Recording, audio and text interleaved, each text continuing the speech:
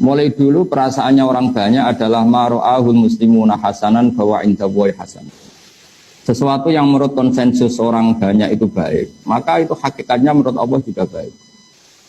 Kenapa demikian? Karena kata Pak Said tadi, ada diam yang penting. Tidak semua sesuatu harus syariat berkomentar. Tapi ada wasakatan asya, ada yang didiamkan oleh syariat, tapi diam itu sendiri menjadi sumber hukum. Karena memang dari awal min ghairi nisyanin, bukan karena Allah lupa, tapi rahmatan lakum. Itu sebagai rahmat.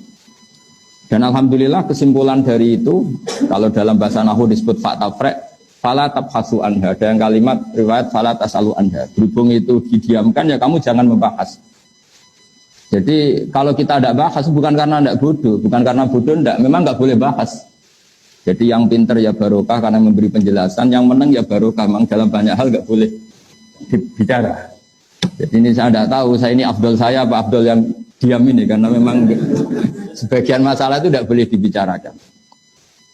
Tapi saya pastikan ilmu ushul fikih itu hanya implementasi atau ekspresi atau apalah tatbiki dari perasaan adzauqus salim, perasaan yang saling.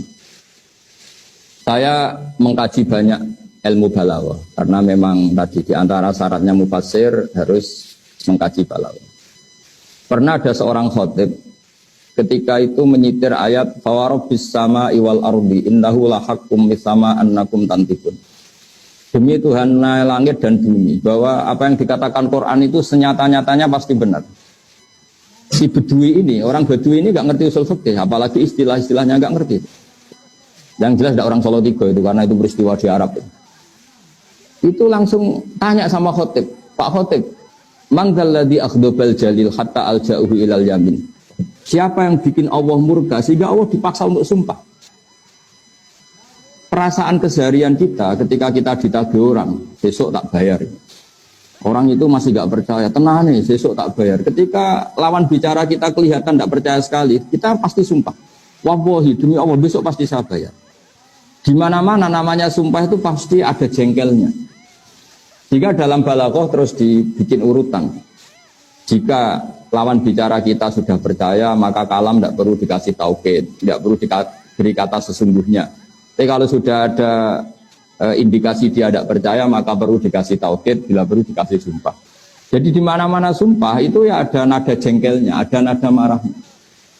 Kita sampai bersumpah itu karena melihat lawan bicara kita tidak percaya atau kurang percaya.